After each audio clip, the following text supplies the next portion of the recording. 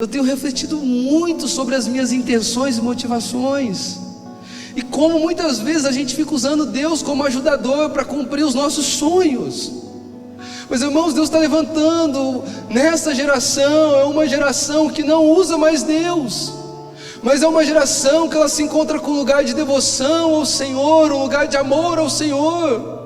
É uma geração que não fica mais atrás de um maná, porque maná estraga todo dia, mostrando o que para nós? Que todo dia tem uma fome da alma, todo dia tem uma insatisfação da alma, até que Deus chegue nas nossas vidas. Agora Ele vai dizer assim: olha, Deus deu maná, Deus humilhou vocês com maná, para ensinar para vocês que nem só do pão viverá o homem. Agora, Mateus capítulo 4, verso 3, vem Jesus, Ele é conduzido pelo Espírito ao deserto. Agora o tinhoso chega lá em Jesus e fala para ele: está com fome? Estou jejuando 40 dias, transforma pedras em pães. Alguns já ouviram falar sobre isso. Pedra fala sobre fundamento. Ali em 1 Pedro, no capítulo 2, vai falar sobre Jesus, Ele ser a pedra principal, e nós somos o corpo, pedras em volta dele. Pedra fala de fundamento, pedra fala de princípio, pedra fala de algo sólido. Fala: transforma o seu fundamento, o seu princípio, transforma aquilo que deixa os seus pés firmes sobre a rocha, em pão, que fala de necessidade. E eu acho que talvez essa é a nossa luta nesses dias, é pegar os nossos princípios, é pegar o nosso lugar de obediência e negociar ele por necessidades, porque a nossa alma está faminta por algo que a gente não consegue pôr nome. O que é isto? Maná. Então serão humilhados. Aí Jesus vai dizer assim: olha, nem só do pão viverá o homem. Jesus não está dizendo assim, ó, o homem não vive de pão, o homem vive da palavra. Ele está dizendo assim: olha, nem só de pão viverá o homem, mas de toda a palavra. Dizendo assim: olha, o homem precisa de pão. Mas quando a Bíblia vai dizer para nós, Mateus capítulo 6, acho que é verso 33: busque o Senhor e o seu reino e a sua justiça, e as demais coisas lhe serão acrescentadas. Lembra? Quem lembra? Ele não está dizendo assim, ó, busque em primeiro lugar o reino de Deus, em segundo lugar o bem-estar da sua família, em terceiro lugar o seu ministério, em quarto lugar. Não, Ele está dizendo uma coisa só: busque o reino de Deus, e o restante será acrescentado. Irmãos, ainda ontem eu fazendo o casamento da Feira e do João, eu dei um conselho para eles, uma família que está constituindo. Eu falei: olha, deixa eu falar algo para vocês. Tenham sempre um propósito muito firme no coração de vocês, porque quando nós temos um propósito firme, ele atrai recursos. Mas recurso não atrai propósito. Atrai interesseiro, atrai problema, atrai falta de tempo, atrai até negociação dos nossos princípios. Quando nós buscamos, colocamos o reino de Deus em primeiro lugar, meus amigos, todas as coisas vão ser atraídas. Deus em primeiro lugar, Ele é uma atração de toda a provisão que nós precisamos. Agora, qual que é o problema? O problema é que a multidão, ela é imediatista. Ela sempre vive atrás de satisfazer o seu coração, as suas vontades. A multidão, ela vive atrás do urgente, e quem vive atrás do urgente sempre está negociando o que é importante. É um conselho. Abre uma aspas, deixa eu te dar um conselho. Eu sei que todo mundo aqui vai ter uma semana corrida, amém? Se alguém não tiver, eu vou sentir até uma invejinha de você.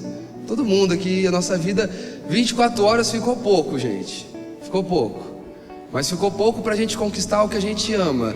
Mas é o suficiente para que o nosso amor não se esfrie. É Deus que está abreviando, amém?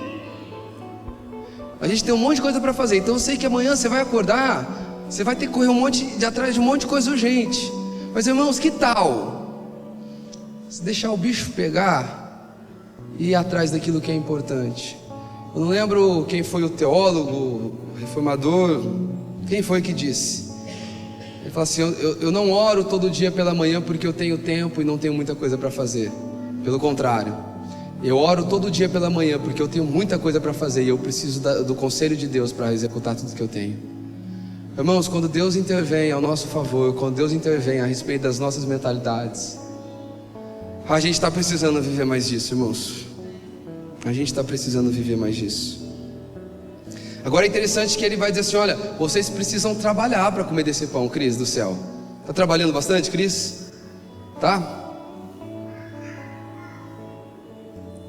Agora essa palavra trabalho é uma palavra no grego que ela significa aquilo que traz ocupação, aquilo que te engaja, aquilo que você se esforça, aquilo que te faz ser ativo e aquilo que te faz cultivar. Ou seja, existe sim um passo de nós para que a gente seja alimentado por esse pão vivo, Jesus, o pão vivo que desceu do céu.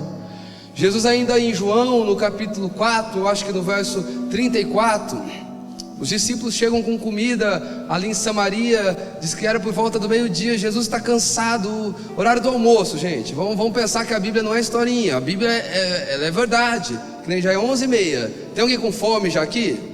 Amém? Amém. Oh, o menino está com bastante fome ali, é Arthur, né? O Arthur está com fome. A Lari também está com fome, não parece fome não, Lari. Era meio-dia. E agora os discípulos, eles chegam ali diante de Jesus e falam: Jesus, está aqui a comida, deixa essa mulher de lado. Jesus vai dizer assim: olha, uma comida eu tenho, e essa comida é fazer a vontade do meu Pai. Sabe, irmãos, a vontade de Deus, ela precisa ser mais significativa na nossa vida. A vontade de Deus, ela precisa ser a norteadora, a baliza das nossas decisões, dos nossos projetos, dos nossos planos.